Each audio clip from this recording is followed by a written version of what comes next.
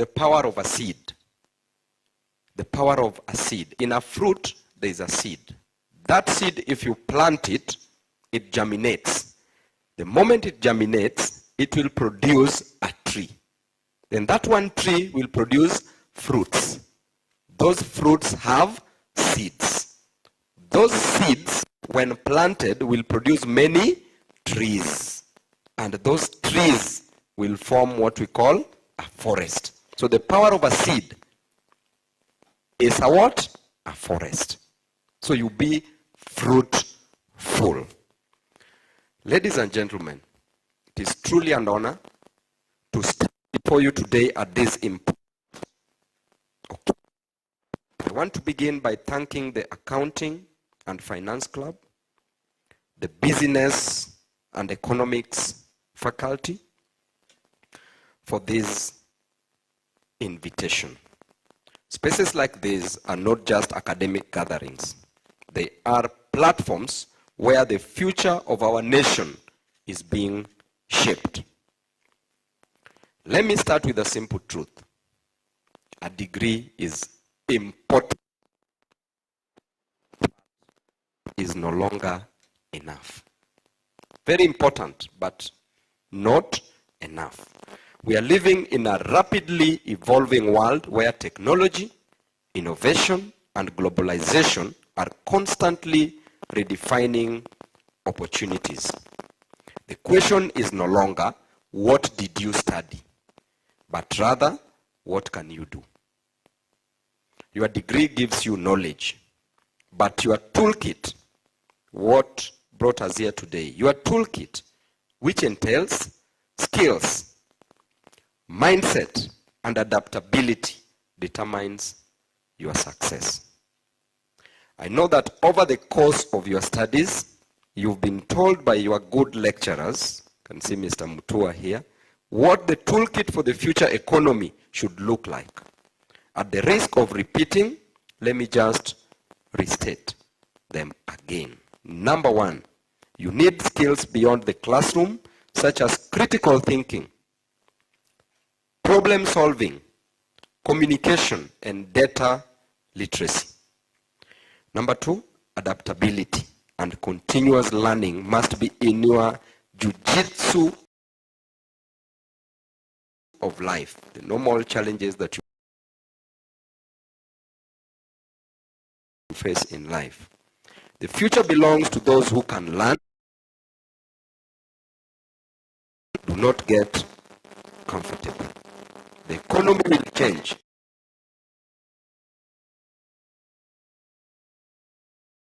For today may not exist, but leadership and responsibility. It is not about positions, it is not about power. Leadership is about impact. Leadership is about service delivery. And the Bible says in the book of Matthew 23:11-12, that he who wants to be the greatest among you must first be the least amongst you. Must first be your servant. For you to lead, you must agree to serve. You don't need to wait to become a CEO or a member of parliament to lead. Leadership begins with integrity, accountability, and service to others.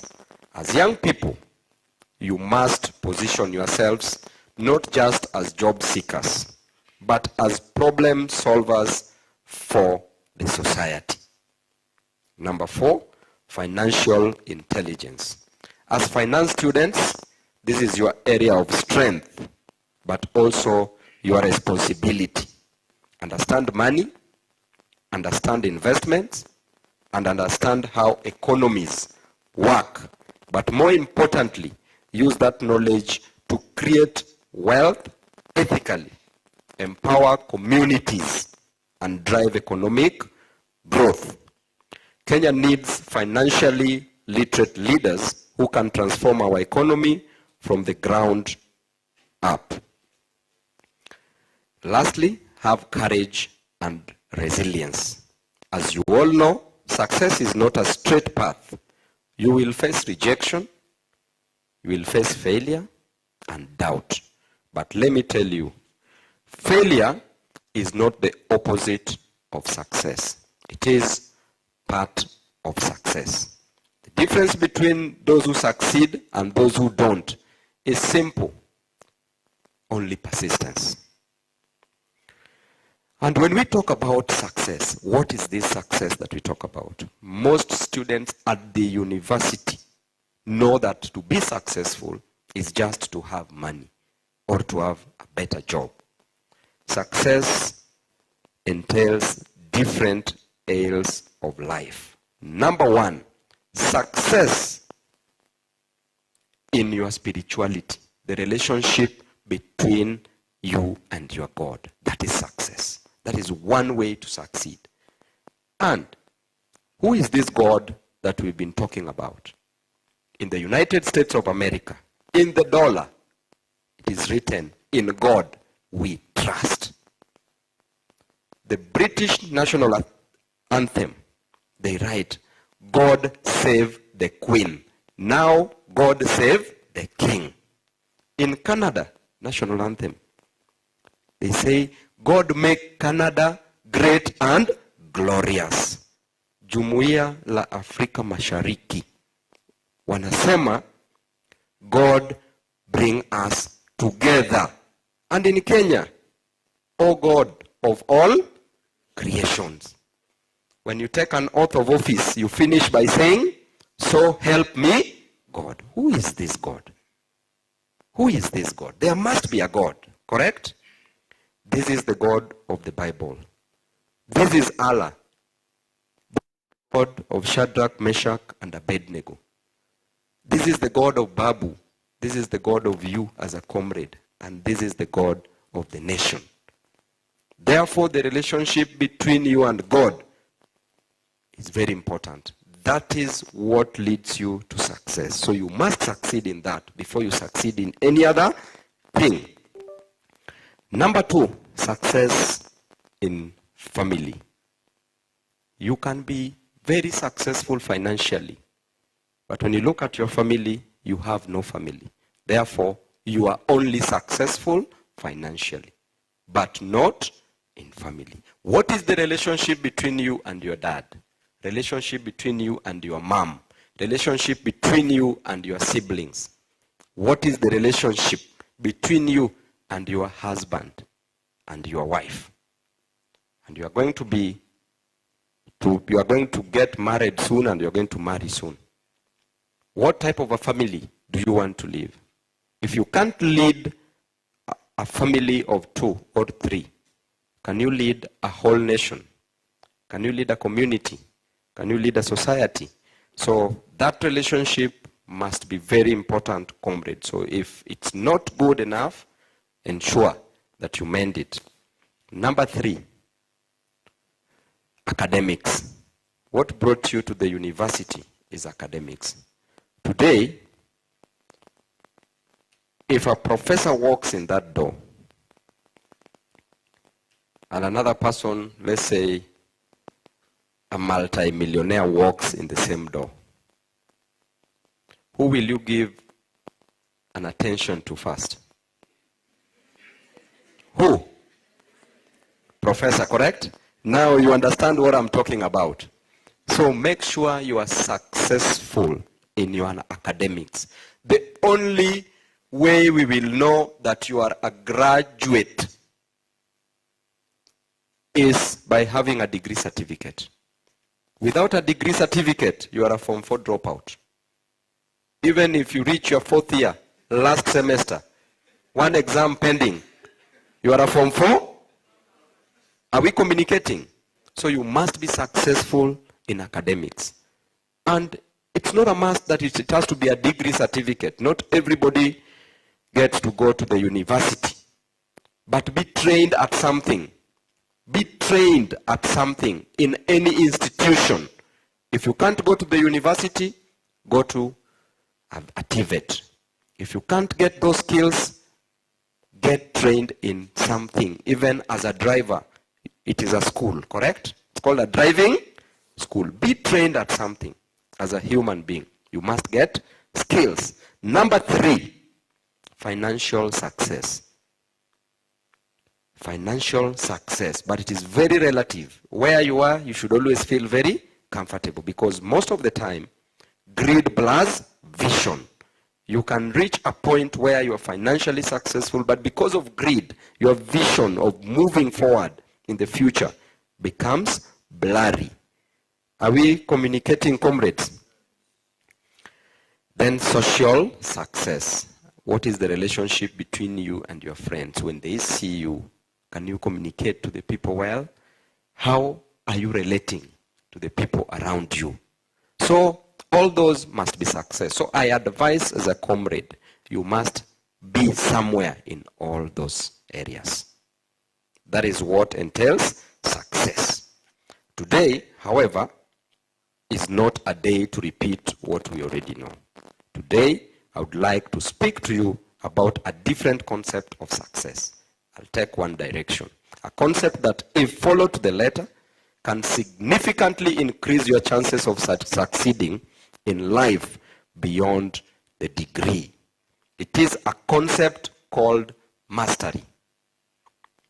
Ladies and gentlemen, after the hard work you put in during your primary and secondary school studies, and the many hours you spent in the library today, and many more days to come, I suppose it goes without saying that you appreciate the saying that ukiona vyaelea vimeundwa, ukiona vyaelea ujue vimeundwa.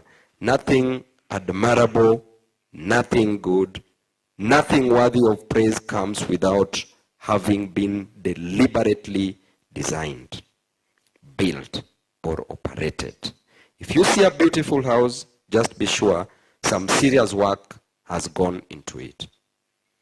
Today, you stand at the cusp of your career. You will soon graduate with a degree in business. You may specialize in accounting, or finance, or insurance, or any other degree. Since we as comrades, we always say that a degree is a degree. That is what we will take as the foundation of your career. And the question your theme asks of us is, what will success look like in 10 or 15 years from now? And therefore, what kind of tools must a young Kenyan acquire, build in order to achieve that success? The answer is one word: mastery. Mastery. Mastery. Given your academic qualifications in business management, I know that some of you will practice accounting and finance first with existing accounting and audit firms, and later establish your own firms. Some of you will be clerical officers and finally heads of departments in large multinational corporations. And of course, some of you will be managing directors and chief executive officers, CEOs. Similarly, for those who will go into public service in less than 5 years, can be 2027 or beyond, or more, most of you will be approaching your 30s and 40s. You will become top government bureaucrats as program and departmental heads. You will be directors, you will be principal secretaries, and you will be cabinet secretaries. These opportunities abound in the national as well as the county governments. And the way I know, I also know that some of you will be members of parliament. Some of you will be governors. Some of you will be probably presidents. And the moment you're in those positions, you will know that leadership position is the only position that elevates you to the highest level of ignorance possible. Therefore, I will tell you that all leaders in Kenya and in the world are ignorant people. Why am I saying so? Because you are an accountant, you are an economist, yet doctors want you to take care of their interest, and you know nothing about medicine. Are you not ignorant? Are you not ignorant? You are a plumber as a leader, yet all teachers, all engineers want you to take care of their interest, and you know nothing about their fields. Are you not ignorant? You are who you are in your field, yet all men and women of God want you to take care of their interest, and you don't know your way to heaven. Are you not ignorant? You are a teacher, a journalist, yet all thieves want you to take care of their interest. Are you not ignorant? Because a leader is a leader of all the thieves. A leader is a leader of all the teachers, all accountants, all economists. A leader is a leader of all the buildings, including rivers and trees. You are a leader of everything. So the moment you are elected, you are elevated to the highest point of ignorance. So therefore, the only bus, leadership bus, is the only bus that you drive from the back. With your ignorance, you should be guided. You let the accountants guide you. Let the teachers guide you. Let men and women of God guide you. That is the only way you can succeed as a leader, because you can't know everything. It is a long, brilliant career path that lies ahead of you because of the foundations you are laying today. So if you are in your first and second year, you will still have time to turn around your grades, comrades, and score first-class honors. Roll up your sleeves. It will come in handy someday soon. If you're already in your year 3 or 4 and defending your stay here, ensure your last grades don't look so bad, comrades. Don't cross the finishing line limping. Jump across the mark and enter victory with pomp and jubilation and hope. And remember that if you are number 1 in a class of fools, then you are number 1. You are number 1 what? Fool. But if you are number last in a class of clever people, then you are the last clever. The choice is yours, comrade, and you have to make it. Comrades, from my experience over the last so many years, I know deep in my bones that your success will not come rolling on the wheels of inevitability. Success and career progress are not inevitable. Success is not obvious. Success in the 21st century will require structured effort, a clear resolve, and a strong determination to shape not just your future, but to also offer the vision, skills, and the leadership that your family, your community, and your country needs to solve problems of unemployment, problems of corruption, and poor governance. In business school, I expect you to have learned from your micro and macro economic theory classes that the Kenyan GDP has grown at an average of only 5% in the last 15 years.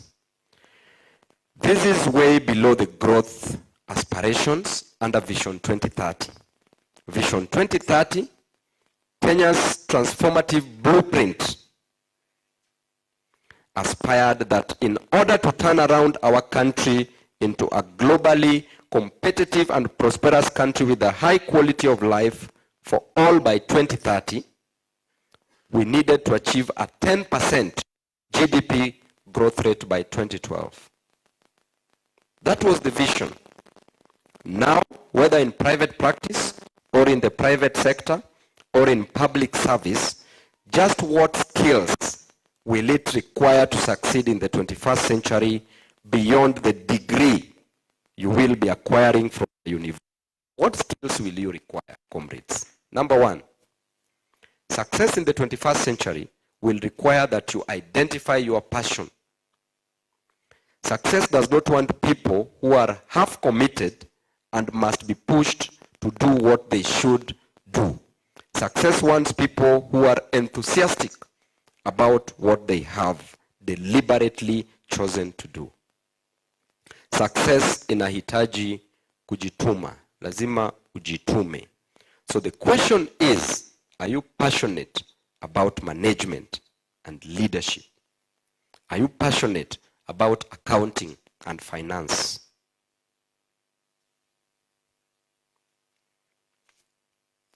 Are you passionate about insurance, marketing, human resource management, or in any field that you are pursuing? Do you feel it in your bones? Do you dream about it? Do you see your career as an instrument of change for you, for your family, and your country? You better figure it out early enough, comrades. You require passion in your career to face the challenges of competition, to give your best, to resist temptation for shortcuts, and keep your eyes on the horizon, and keep your feet moving forward until your dream comes true. I chose public service through elective politics because it is my passion. I love working with ordinary people to resolve problems at community and national levels. For me, it is not a job. It is a calling, an instrument for change and progress. What is your passion? You must answer that question if you want to succeed big in the 21st century. And there's a joke that goes that if you love your work, you will not even have to work for a day. Number two, comrades, the degree you acquire here will not be enough. Success will require that you dip yourself in the knowledge of your field of expertise. If you are passionate about accounting, I expect you to finish your CPA exams and don't just be a member of ICPAK or ICPAC. Be a fellow. Be an FCPA, not just a CPA. Similarly, immediately after you get your first job, success in the 21st century demands that you go back to school and get your master's degree and probably a PhD in your relevant area. Write a dissertation and be a doctor of the philosophy of the area that you want to be successful in. As Babu, I did not sit back after getting my first class honors in actuarial science. I went ahead and got master's degrees because I wanted to understand my fields. Actuarial science gave me the lenses to see the world from a risk management perspective, as well as economics and monetary dynamics of the value and flow of money, both for me and the world around me. And when I realized arithmetic alone was not enough to help me understand government, I signed up for law school and learned the theory and philosophical origin.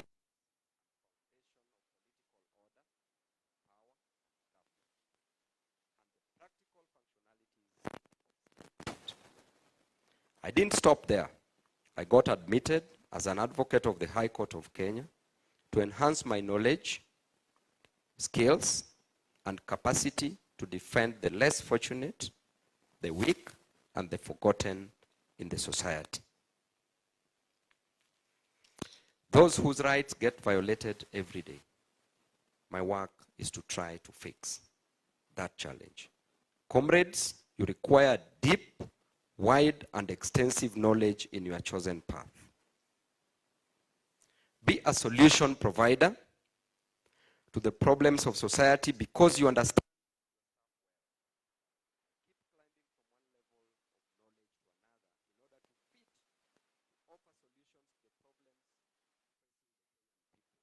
Especially you, the youth of our country. Number 3, most of you are in your early 20s, comrades. The most important thing now is to choose your bosses very carefully. Your bosses will mentor you into their own ways of doing things. It will help a lot if you deliberately choose to work for specific individuals and institutions that you consider successful and admire. Don't worry about money in the beginning, as you were told by our lady here. Personally, I did consider Raila Odinga successful and admirable. His records in fighting against oppression, multi-party democracy, and a wonderful transformative constitution of 2010, which lit up my youthful ideals and made him my mentor. I wanted to work with him and learn from him, and I owe a huge part of my success to his insights and guidance over the years.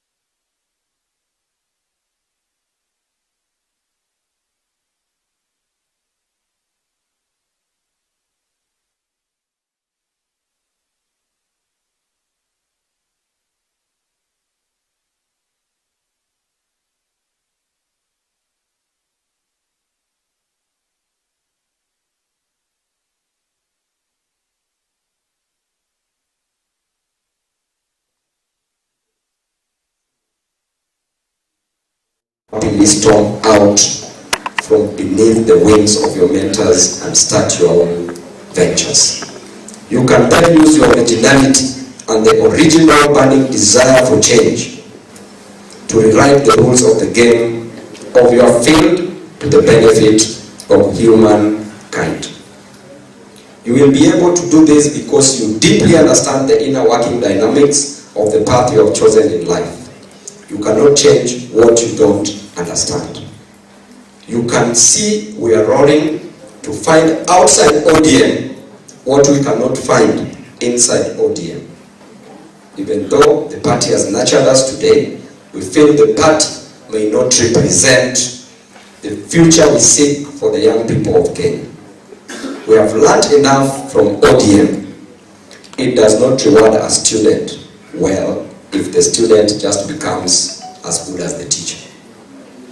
Raila Odinga will not be happy where he rests if Babu Owino gets comfortable in complacency and sings two-term without questioning whether the regime is on a path to deliver a globally competitive and prosperous country with a high quality of life for all by 2030. We are questioning whether the economic, the social, and the political pillars of our nation's long-term development blueprint are on the right path. Are we generating jobs for the youth? Raila Odinga and all other Kenyan patriots, fallen and alive, expect us to do more than they did to advance the progress of our country. We must be the generation that achieves the 10% annual economic growth rate to generate wealth and create jobs and opportunity for our people. We don't expect you to remain an employee forever. Once you secure a decent job, you must create jobs. You must start and run something. You must generate knowledge, wealth, and jobs for the next generation. Finally, comrades, ladies and gentlemen, as I conclude, I want to acknowledge that we surely live in turbulent times. The economy is not friendly to the young people. The cost of living is threatening to bulge through the roof. Global events are making it hard for you to get opportunity beyond our borders. Your environment is all VUCA, V-U-C-A. It's all volatile, it's all uncertain, it's all challenging, and it's all ambiguous. I acknowledge this. Yet, be reminded that each generation has always faced their fair share of the burdens of humankind. But at each time, they always rose up to greatness and solved the problems of their times. The young Kenyans who confronted the British Empire and fought for our independence were not as educated and equipped with technology as you are. The young Turks who confronted single-party dictatorship and fought for multi-party democracy might have been educated, but they can't match your level of tech savviness and online mobilization capacities. I admire how together we mobilized online on TikTok, X, Facebook, and fell at draconian finance bill in 2024, and now onto the Nikokadi movement that holds the promise to send home a reckless and a corrupt regime.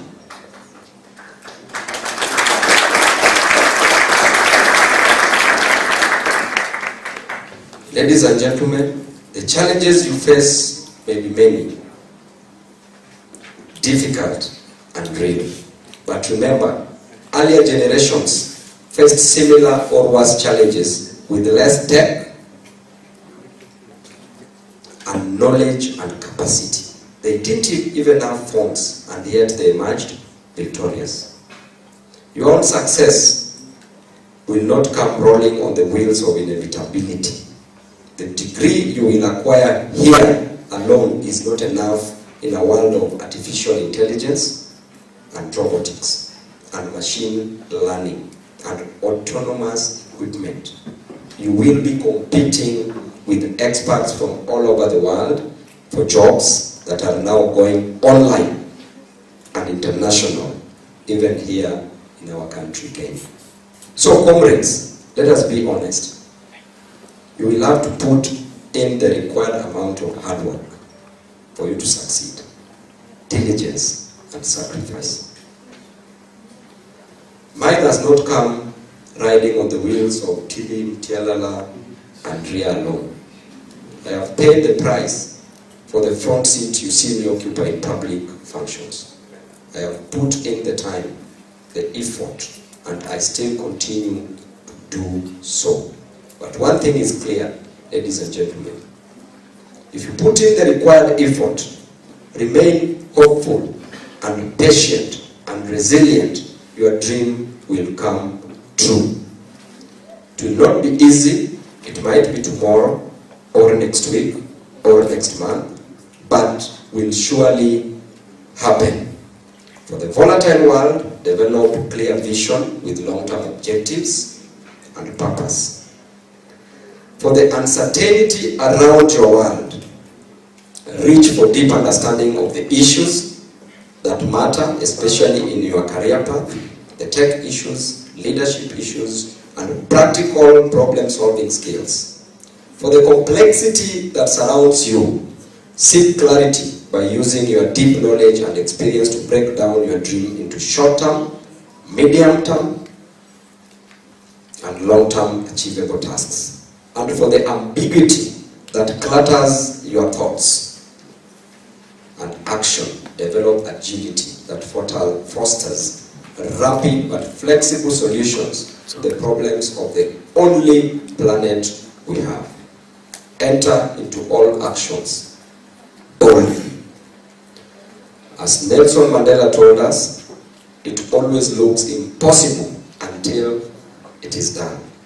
Comrades, ladies and gentlemen, we have been adequately reminded that it is only young people that can bring down the towers of oppression and raise the banners of freedom. The whole country's hope lies in you. Get your degree, keep up the march on the path to mastery, and go conquer. Go conquer the world. The world belongs to passionate, knowledgeable, experienced, and conquerors, burning with the desire to change it by offering expert evidence-based solutions in their stations of life. Thank you so much, comrades. God bless you, and may God bless our country again. Asanteni sana.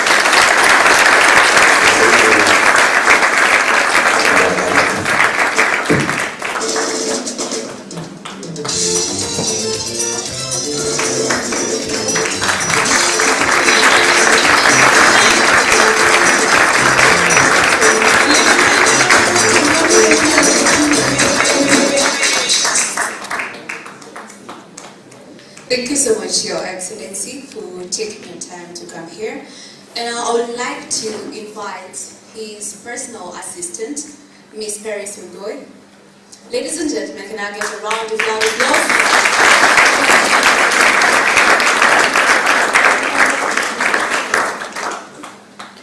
Again, please.